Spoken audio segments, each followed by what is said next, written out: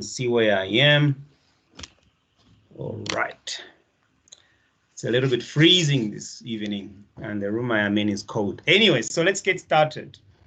I'll share my screen with you now. And like I said, we are starting chapter number 3.3. We're going to do 2 chapters again tonight, so that hopefully by next week we will have finished. I'm going to record some of these chapters for you guys, then you can listen to them. Please sort out your Microsoft. If you've got a problem, phone the college, and David can assist you.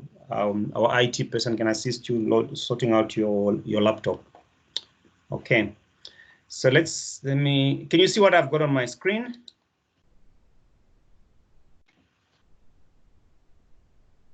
Akona? Hello, Charles. Can you see what I've got on my screen? Yeah, I can see. Good stuff. So recognizing the elements of the communication cycle, that's what we're going to talk about, okay?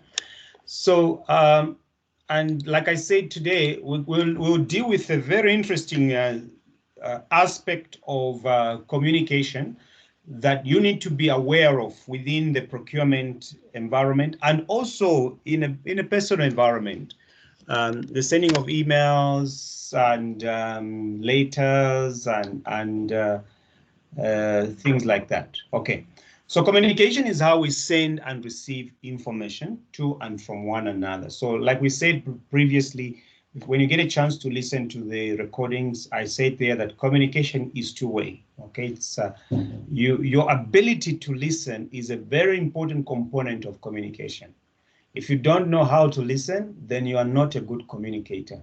And much of the communication breaks down not because people don't talk, but because they don't listen. All right, so the ability to listen is a very important aspect of your communication. Once you get that right, then how you verbalize your information is also important, and we'll talk about that now. So communication enables the spread of knowledge and information, okay? The sharing of knowledge and experience cannot happen without some form of communication. In the context of the supply chain, it is important that suppliers, vendors, and any other relevant stakeholders exchange appropriate information in a timely manner to ensure that there is no break in the supply chain. Okay, so Akona, the important word I want to emphasize here is timely communication. Mm-hmm. If you communicate too late, some of that communication may be irrelevant. For example, if you're trying to tell someone, notifying them that they need to go to the bus stop and catch a bus at which passes there at 9 o'clock, and then you give them that information at 9:30. The bus is gone and they've already missed it. Okay, so timely communication of the information is very critical. When we bring it into procurement perspective, notifying suppliers in advance about a coming tender is very important, because some buyers are poor communicators to suppliers. They notify suppliers of a tender that requires a supplier to spend 5 working days to prepare. They notify the supplier 3 days before the tender is closed. And of course, the supplier is not going to be able to give you the best that they can. So they will cut corners here and there, and eventually you will pay for it, because if they start burning midnight oil to try and meet your deadline, then all that cost will be burdened on the contract that you sign with them. So important word here, Akona, is timely communication. It's very important that the information goes to the people at the right time. Then there are 2 forms of communication that are available. The first one is verbal communication. Now, verbal communication is communication through spoken words or written words. All that is regarded as verbal, okay? You are verbalizing what you're communicating. Then there is one aspect of communication which is also important. It is called non-verbal communication, all right? This is the use of pictures, facial expressions, body language, hand gestures, and so on. So this is also a very important aspect of communication. Okay, so depending on how you posture your body, in fact, body communication researchers, people who research say that almost 70%, yeah, 70% of what we convey is heard through verbal communication. Yeah. Yeah, so the way that you posture your body when you're communicating with someone will tell a bigger story than the words that you use. So it's important that you become aware. One of the ways that you communicate well is be self-aware of yourself, of how you put your face when you're talking. Okay, because people who don't understand you might think that you are angry and yet you are happy. You understand? And your message will be completely miscued. So it's very, very important. Become self-aware, understand how you do your facial expressions, how you posture your body when you are communicating a particular language, a particular message, because like I said, over 70% of what people communicate comes through this non-verbal communication. When you get to level 4 of when you get to your diploma level, Akon, and I know you're going to pass, you've been very astute. You will learn in more detail about some of the cues on non-verbal communication that we use in negotiations, and it's very important. Okay, so here are the different methods of communications. You can read about them. It is letters, emails, text messages, social media, telephone, internet, face-to-face, TV, newspaper, books, and so on. Nodding, you can see nodding is part of communication. Our friends in the East. And by the way, Akona, you just, nodding is different for Chinese and for Koreans. Did you know that? And including Japanese. When they give you a nod, yeah, when they give you a nod, they mean different. And in fact, they bend, they don't bend forward completely. Depending on what circumstance, they'll bend slightly or they'll bend deeper and so on. So you have to know that. Anyway, one day when you go to Korea, you'll see. All right, let's continue looking at the communication cycle that we just saw. So the communication cycle illustrates the key components of how information is shared during communication. The sender sets out their message, and let me just make, yeah, this is the communication cycle. Sorry, we're coming to it. So the sender sets out their message and the information they want to convey. Okay, they decide how it will be sent and who the desired recipient is. And again, I'll tell you about desired recipients and the levels of those recipients and how you need to address them in general so that you are aware of these things. The sender needs to consider how and when they want the audience to read the information and what would be the best way to convey that information. For example, if they need to communicate immediately, they may pick up the phone, all right, and phone the recipient, or they may send an email. When the receiver gets the message, they need to understand it, decide whether a response is required, and what that response should be. This is what this cycle is talking about, all right? So recipient, who do you want to communicate with? You need to decide who you want to communicate with. Do different stakeholders need different messages? That also needs to be communicated. When you're communicating with a vastly wide range of stakeholders, especially in our country where we've got, how many languages do we have in South Africa? Official, it's 11, right? 11.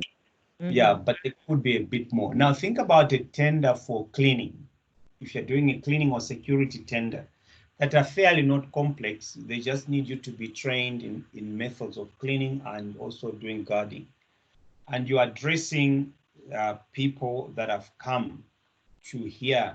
You may need an interpreter, okay, because you know that some of the security guards don't have a very high level of education. So you need to be able to decide that. Review, keep it super simple. KISS. Other people say KISS is keep it simple, stupid, but I prefer this one. So keep it super simple is a way to do the messages that you want to communicate. The simpler the message is, the better it is assimilated. Don't put in extra information that makes your message difficult to follow. All right. And then the route, what's the best way to get the message to your audience? Is it via email? Do you need to go for a face-to-face meeting? Should you do a telephone conference, or should you do a video conference, and so on? Most negotiation meetings with suppliers, it's either you have face-to-face or you do a video conference, because if you do a telephone call, you won't see their facial expressions. Then let's look at the results. Consider what reaction you want from your message. What's the best way to get the response you want? Okay. And then finally respond, insert a request for feedback into the message, and then act on the feedback that you have received. So this is the SIPS communication cycle, all right? Let's look at the importance of appropriate, prompt, and timely communication with stakeholders. In a business environment, effective communication is a tool by which we actively we achieve productivity. It helps us to maintain the working relationships we have developed with the organization and with external stakeholders. If you don't communicate, you will not build good relationships. These are some of the methods to build good communication. Number one, clearly define expectations. You know, it is very important for you to explain what your expectations are. Do not fear the person that you are communicating with. Tell them, these are my expectations, and let them. Sometimes we enter into these relationships on the basis of fear, and you are not honest with what you have. Before sending any communication, be clear about what outcomes are sought, okay? Ensure staff within an organization understand any internal communication procedures, style, and appropriate content guidelines. Deliver a clear message. Ensure the message is clear. Choose the medium for the message. It could either be emails or whatever. Keep everyone involved. Ensure all stakeholders are kept informed of the latest developments that are relevant to them, okay? But don't overload them with unnecessary information. There are people who have a habit of copying. When they send an email to the boss, they copy the boss's boss and this one's dog and this. You mustn't do that. For me, when I see I'm just copied on the email, sometimes I don't even read it, unless I've got extra time. I attend to those meetings that are addressed to me personally. If somebody just thinks that I must be copied, it means that I'm not required to action it. It's just for my information, and I will read it at my leisure. Okay. Okay, so check everyone is on the distribution list. Overlooking or ignoring someone could destroy any trust you have built. So make sure that if the message is meant for all, it goes to all. Listen. Communication is two-way, like I've said. So I don't want to overemphasize your need to listen. Okay, you have to have capability to listen to others and to listen to their responses. Okay, then personalize the communication. You adapt the communication according to who receives it. This might mean including a personal greeting in an email, or ensuring that it receives key points. Now, when you send an email to me, okay, or maybe let me think of your friend. Who is your buddy in class? Do you have a friend in class? No. Oh, anyway, if you've got a pal, like a bosom pal, we call them, these guys that are friends of yours, and you send them an email, You can say, dear, who is your best friend? Give me a name, any. Akona. Okay, Akona is your best friend. Okay, dear Akona, all right? So what I'm saying here is personalize the communication. Don't just say good day. You know, good day, it is so impersonal, all right? It is so impersonal. All right, so that is important. Make this person feel that you are thinking about them. They are the person that you need to address. So if you just say good day, it's like you don't care whether they receive it or not. So if you know it's going to Charles, say dear Charles, and if it's, Charles must be somebody that you know, and he is your buddy. All right, or I'll tell you later. Let me not go ahead of myself. Let's carry on. So then the next, creating appropriate written correspondence. These are the different types of written correspondence that you can write, including emails, sales quotes, delivery notes, post-it notes, reports, customer orders, invoices, and so on. Now, let's look at how the structure of these should be. Okay, there are three areas that we're going to look at. Firstly is the structure. You need to have a good structure which will help you express yourself more clearly, okay? Using the following steps to structure a letter or email. Number one, clarify your thoughts and the purpose of your communication before you start writing. There are a lot of people who do not even know what ultimately they want to write, but have a good mental picture of what you want. Clarity is important to the recipient, and they can understand so that the recipient can understand the message.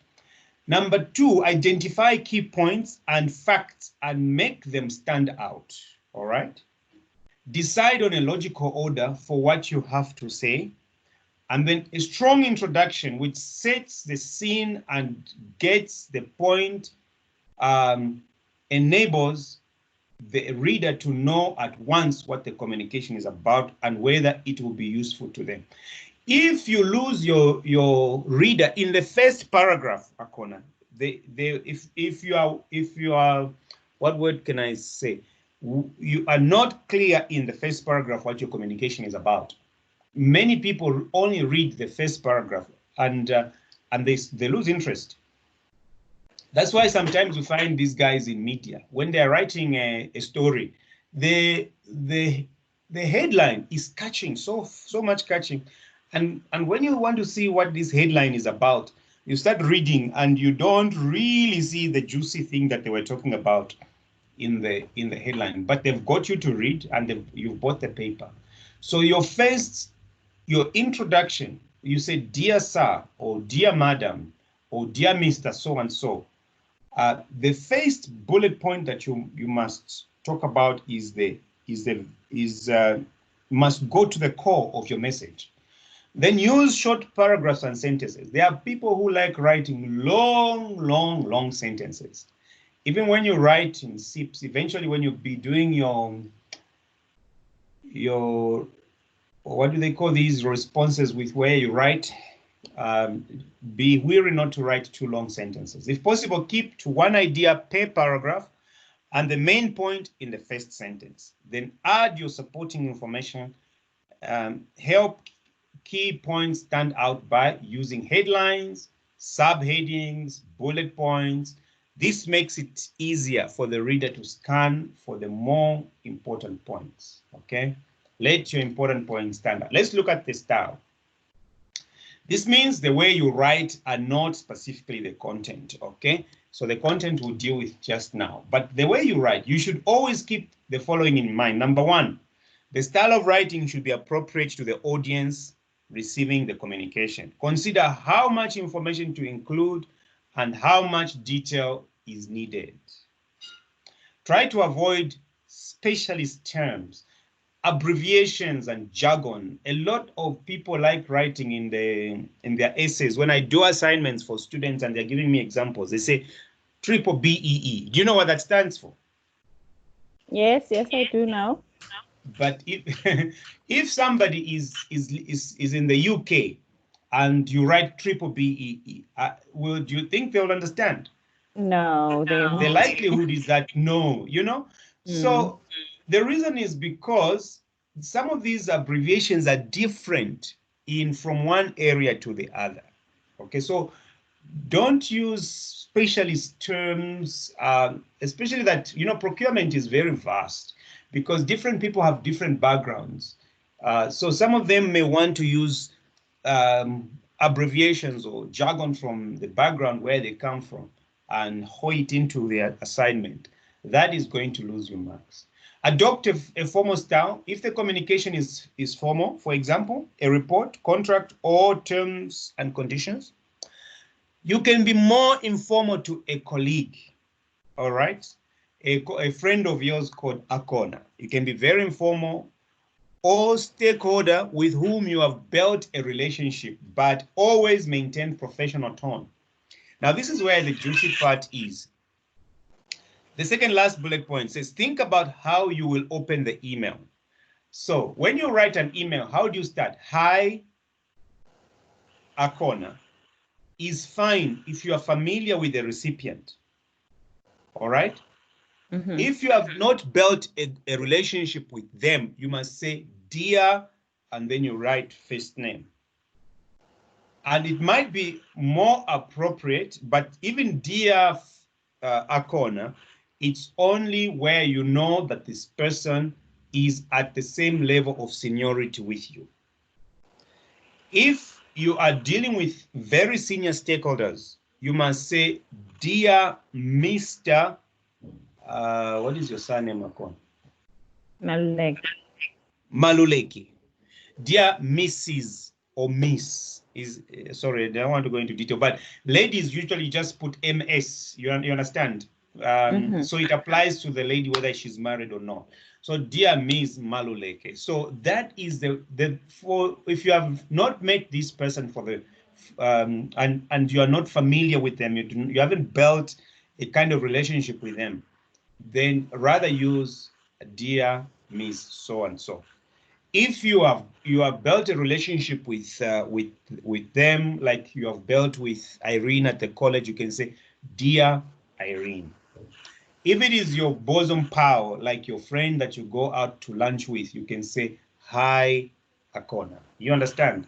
So it is very important that you maintain that level of professionalism, because you'll be dealing with Germans, and Germans are very, very pedantic about using their surname. You don't even use, even when you have met them, they have been your friend for some time, or not friends, but you've had a supplier customer relationship. They still want you to address them by their surnames. And there are certain countries who just operate like that. So be conscious of that. At least the first time you contact them, not how they respond.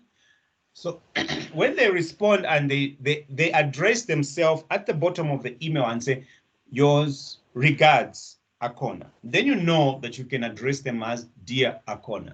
But if they say regards Akona Maluleke, then you know that this person wants me to use their surname when addressing them. So this is important to remember. So that's the start. Then the end of your email or your communication, you need to be careful of using, informal sign-off such as thanks, cheers. You understand?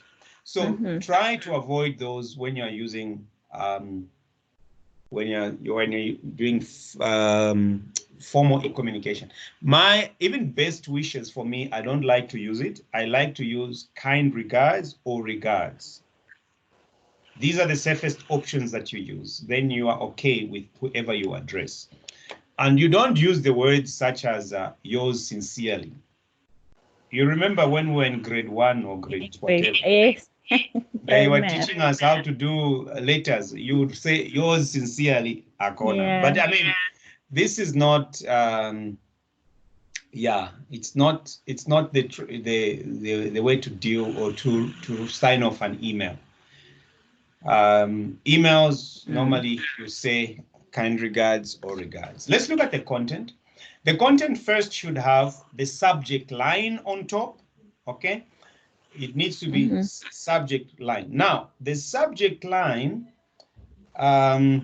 you need to choose an email subject line that summarizes what the email is about. All right. They have given us an example here. For example, if you are contacting a supplier about an invoice, you could add the subject line, your invoice. And the moment you say your invoice and then you put the date and then the reference number, the supplier even gets excited. Okay, they're about to pay me. If you say a vague line such as invoice, you know, it's got no reference, they don't know what number it is, and so on. It may be very unhelpful. Okay, so you need to be, you must do it in a very professional way. All right. Then you can put in what they call, when you say RE or subject, and then you put the subject line there, and this is where you put some of those details. All right, then please look out for spellings and punctuation and grammar. If you're going to break the Queen's language, please try to get somebody to read through your email before you send it, especially if it's going to important stakeholders. And then knowledge, ensure the knowledge and information included in the communication follows a logical sequence. And then finally, you need to proofread it. Don't send an email when you are angry, Akona. Don't. Think about it first. Communication sent in anger or at the heat of the moment without even proofreading it, you must read it, reread it, and reread it. Ask someone else to check it if possible and to check for appropriateness, because fresh eyes will have they will have better areas to assist you. All right, let's look at storage of files, electronic files, and documents used in support of the procurement process. So that's about communication. And now all these parts of documentation, they talk about communication. So electronic files and documents are those created on the computer, okay? The others, we call them manual files, where you write by hand. But electronic files where you type, they're called electronic files. Your organization will have a process for creating and storing files and documents.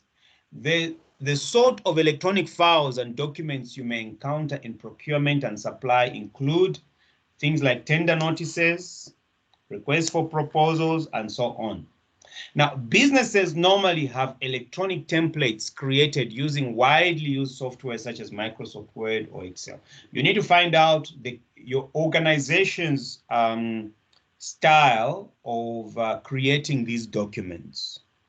Many organizations run a quality management system such as ISO 9001 to ensure that important documents are laid out and completed to a consistent high standard. It is important to ensure that documents are stored in a manner that makes them retrievable, okay, so that the other people within the organization can access them. So here are a few points you must consider. Number one, organize storage. You need to set up your documents in a way that they present easy access, okay? You need to create the equivalent of drawers and folders and files on your computer. And it should not just be a confusion. You must have a method of storing them. And the way that I like to do it is that I use a naming convention that talks about the date. Firstly, I say, like, today is what's the date today? Today is the 30th, right? So I would say 30/07/2020. Those are the first words or the first name of the letter of the document. And then I give it a name. Then say I'm doing a company profile or I'm doing a tender document. This tender document was done on the 30th.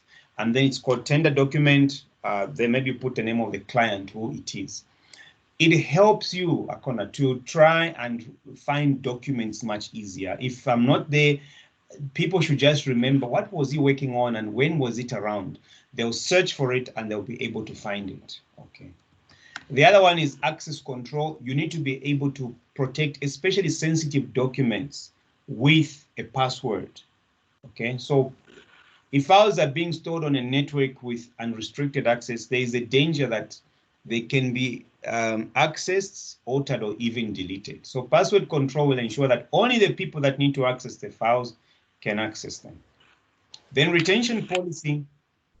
Retention, I've just written a little note at the bottom. Now, retention is a matter of good housekeeping, all right?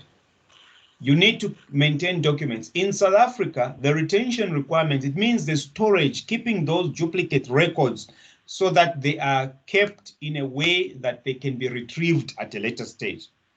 There are different rules in South Africa regarding retention. They start from, you have to keep documents for at least 3 years.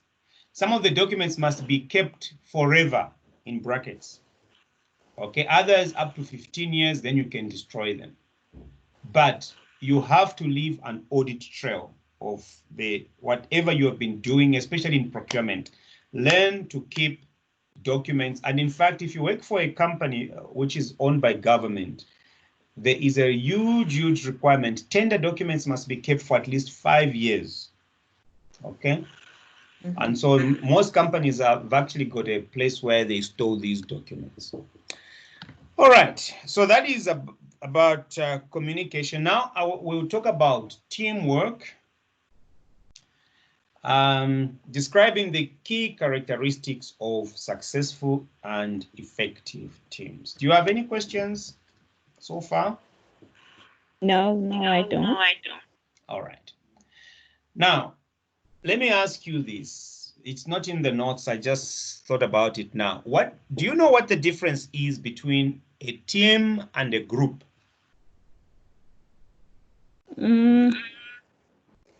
I think a team is people that are actually together and they all have one goal of achieving one thing.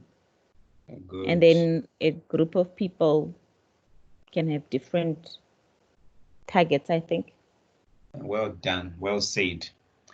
Now, that's very well said. So the other thing to remember is that every team is a group, but not every group is a team. Yeah. Mm-hmm. So all the businesses rely on teams of people working within different functions. So you get these teams that are structured, that are put together, and the more effective these teams work together, the more efficient and effective they are for business. Good teams work well together, and because everyone contributes their fair share and they offer each other support, people will naturally take up the roles that fit their personality and behavior is best. We are going to look at this guy called Dr. Delbin. Dr. Delbin did a lot of research, and he did something that he calls ideal team roles, which show how people with different values and levels of self-development and awareness can all play their part towards the success of a team. And you've got this picture here. Now, you've got the different team roles and then what their strengths are and what their allowable weaknesses are and what they can do to surprise everybody else. So if we start with the resource investigator, what the resource investigator does, there's more to this, but I want you to see yourself in one of these, Akona, and then I'll ask you which one of these you are. There could be one or more, feel free to share. Okay. So firstly, a resource investigator finds ideas for the team. This is like a gatekeeper. He is the person who finds ideas, very innovative person, okay? He's very enthusiastic, outgoing, and he mingles with the public. He likes to inquire. He does a lot of research, and the only weakness is he's over-optimistic. Okay, don't be surprised if they forget to follow up because they like new ideas. The next one is the team worker.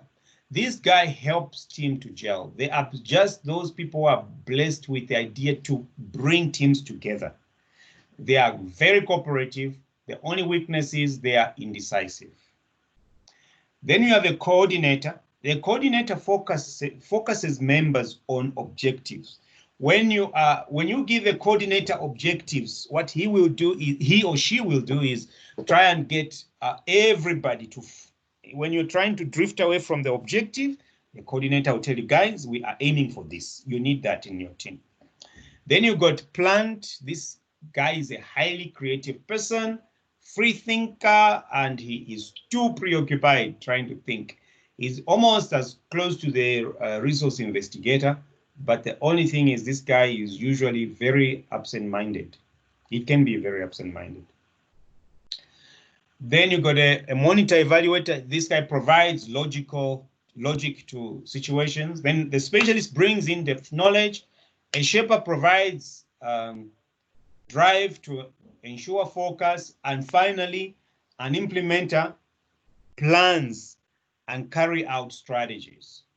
Then the completer finisher is most effectively used at the end of tasks to polish and scrutinize the work. When you are in a team situation, Akona, which one of these team roles do you play? I think I play 3. I'm a team, the team worker. Okay. And the coordinator. Okay. And the shaper. Very good. Very good. Okay, so these are the different characteristics that Dr. Belbin brought about. Now, what are some of the characteristics of an effective work or effective team, rather? Number 1, it's communication. Team members must openly communicate across the team. If you do not have open communication, you as a team will fail. You must share thoughts and ideas and opinions, and there is no stupid idea. Allow everybody to share their ideas. Then listen to each other. Keep track of progress. Work together efficiently. When team members do this, then they will communicate. The next one is focusing on goals and results. Team members must agree and set goals. They must have a clear plan to achieve their objectives. They must have clear direction, and they must agree a collective aim and goals. The next one is everyone contributes their fair share. Nobody must carry the burden heavier than others. All team members must contribute. They must share their workload. All fully understand their responsibility. They understand when they fit, where they fit in the business. They share a sense of belonging. They are committed to their work and they care about the success of the business. Now, you can see where the team leader has got a huge task to make sure that all the team members have this sense of belonging. Team members offer support. Team members are happy to assist others. They can access required resources, receive support from the wider business. And the last one is diverse team members. Team members are all able to offer their experience and knowledge, cover all types of skill sets, they are assigned responsibilities based on their strengths. They foster creativity and broad range of ideas. If you do all these things, you will work effectively as a team. Oh, good leadership. Sorry, there's more. Good leadership where team members, the team leader now, inspires trust and respect, works as the glue holding the team together. He takes responsibility for setting the pace. He keeps team members updated.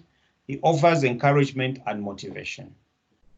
Okay, then organize. The team members must be organized, prioritize the project smooth running, monitor progress via regular updates, complete their work efficiently, and take individual and group responsibility. Then you must have fun. Fun is important, Akona, wherever you are. When you're working with people, interacting, trying to build rapport as a team, have fun together. If you don't have fun, you are going to be miserable. Avoid burnouts and lack of productivity. Don't overwork, learn to stop. Build positive relationships and have minimal conflict, or rather create a relaxed environment with minimal conflict. Get some away time where you just go away and do nothing, or do funny things, or just, it is always important, even in life generally, you have to find a time where you go away somewhere. Not at home. Now we are in lockdown, so stay at home, okay?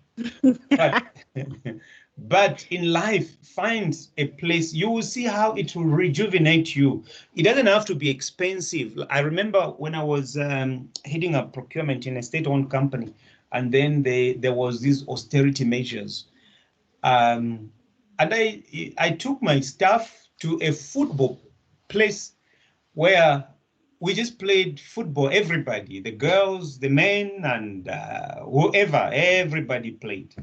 And the only rule that we put there was that you don't tackle a lady. So it was fun. Everybody came rejuvenated. Some people did exercise for the first time. They were very sore the following day, but it was fun, you understand? So the point is, you have to find time where you go away and enjoy each other's company.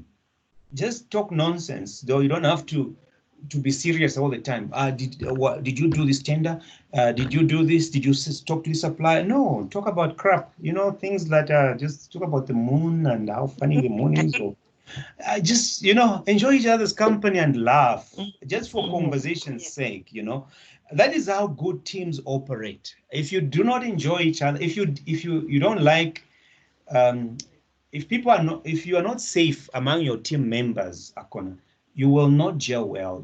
If you think they're going to judge you, then you will not be efficient as a good team player.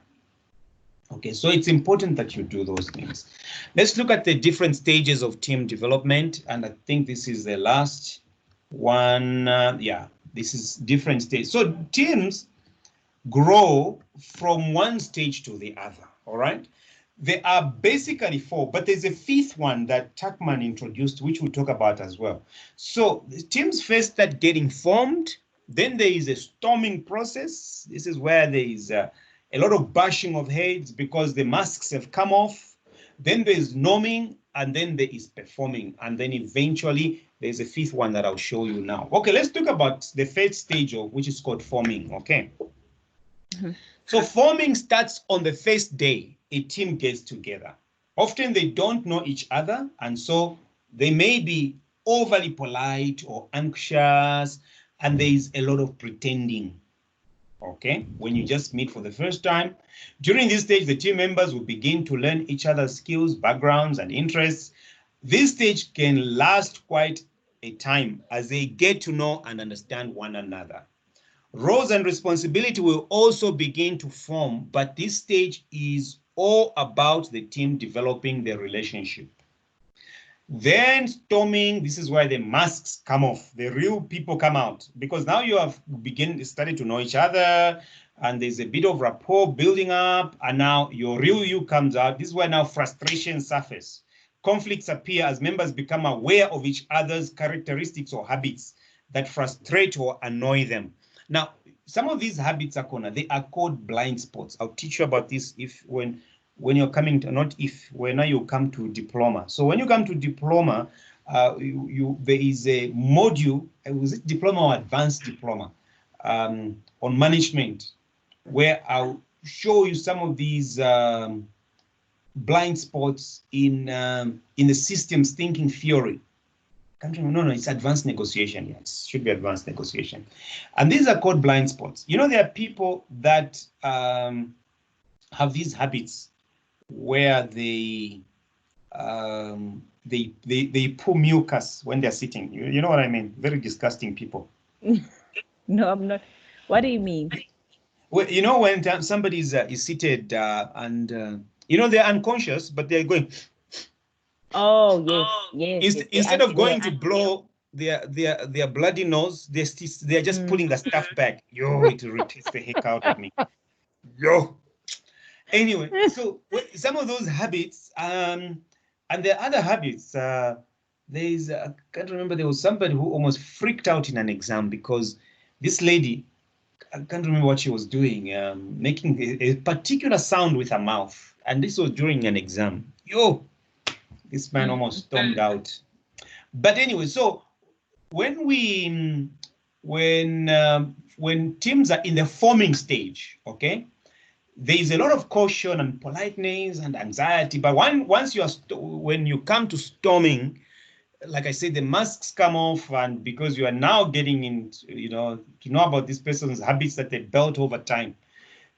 Personal clash as individuals push against the boundaries set at the beginning, and these happen. Views are shared more assertively, and arguments may start. Now you are not anymore sharing in a very nice way at the forming stage, because you want this relationship to grow. So you are being very polite, but when you are storming, you know that, okay, we are together in this thing. You start asserting yourself, and then you start pushing against boundaries. This person start pushing back, and you argue while people work out where they fit, and eventually what will happen. Anyway, I'm going ahead of myself. Let's finish the storming. So storming can start when there is a conflict between team members, working styles, which may cause problems. There will be challenges and people competing for positions within the team. It can be a stressful time for some, but it is an important step for the long-term stability of the team. It is the best to face up to the challenge and deal with them. So what I must tell you is that whatever kind of team you will be in, okay, you will face storming. You must just be adult enough, suck it up and proceed. Just for your own knowledge, do you know that most of the marriages break during storming? I'm sure you didn't know that, right? Yeah, I will. Yeah, that's just for you to we do marriage counseling as well, and marriage seminars and things like that. But that marriages break during storming because people don't realize that it's an important part of growth. And they must overcome those things and understand the other party, and they must be understood, and so on. Even in relationships for teams, let's go back to our teams. You don't go into a team to change people. No, you go into a team to learn how these persons operate and how to accommodate them. And the other way, the other person also comes in to learn you and how you will operate. You are an old dog, remember, you have grown up and nobody will change you. So the only best thing is learn to accommodate each other. Let's go to norming. Gradually, the team members start to appreciate their relative strengths. Now, they start overlooking the weaknesses. They start to see, you know, I cannot do without this person, okay? Once you start looking at the strengths, so the biggest hurdle to overcome storming is start looking at the value that your team member brings to the table. You understand? Start to look at the value they bring and know that their value outweighs the irritation that they give you. Differences are resolved and worked on as everyone gets on with the task at hand. People understand their roles and accept each other's behaviors. Okay? So it is not about changing that person who does those disgusting things. You accept their behavior, okay? And you start looking at the strengths and the ability to work with them. They are now in a position to start working effectively together, asking for support and providing constructive feedback. Let me give you a shock. Even if you've got siblings, you know that you are different. There are certain things that if your sibling was a member of your team, you know that there are things that they irritate you about them. So you cannot say, no, let me dump this person, or let me leave this team and go to another team. You just have to make do with what you have, accept their behavior, and look at the strengths that they have and work with them. The next one is performing. All right, once we have gone through the norming phase, then the team reaches the performing stage, when it has gone through the development stage to become an efficient and effective team. Team members feel more confident and motivated, and they work well together. Here, there is no judgment. Remember, now we have dealt with the storming, we have dealt with the norming. Nobody judges you for the silly things you do. The only thing they do is they appreciate you for the contribution you make to their lives. Not every team reaches this stage, but those who do are performing at optimum level. Then Tuckman added a fifth stage, which is called adjourning. Now, adjourning refers to the time when the team has finished the project and hopefully achieve the outcomes, and the team comes to an end and they break up or disband to form other teams. And this is my story for today. Do you have any questions, Akona? No, I don't have.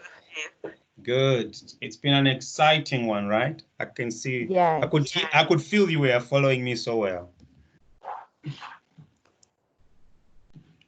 All the best for your exam. I'll see you again next week on Thursday, right? Yes. All right. Okay, good night. Good night. Thanks. Bye.